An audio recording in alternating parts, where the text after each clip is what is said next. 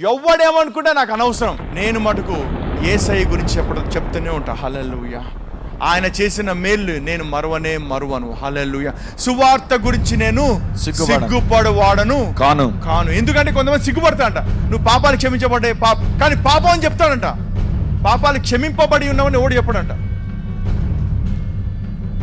నువ్వు పాపివి నువ్వు దశం భాగాలు ఇవ్వకపోతే అయిపోతావు అంటాడు. ఎంత డబ్బులే, ఈ డబ్బులు మయం అయిపోయింది అంతా చర్చ్. ఊ అంటే డబ్బు, ఆ అంటే డబ్బు, అక్కడ పోతే డబ్బు, ఇక్కడ పోతే డబ్బు. ఏంది గోలా? డబ్బు గోలా. చెప్తున్నా, నిజంగా ఒక మాట చెప్తున్నామా? నిజంగా అడగండి, అర్థం ముందని వచ్చాను. ఏంది గోలా? దేవుణ్ణి అడుగుతాను, దేవా నీ కొడుకులాగా నువ్వు బతికిన ఒక్కరోజు నీ కొడుకులాగా బతకాలి దేవా. ఆ తడక చూపియాలా? ఆమేన్. నీలో ఉన్నవాడు ఈ లోకంలో ఉన్నవాడి కంటే గొప్పవాడు. చూపి లోకానికి.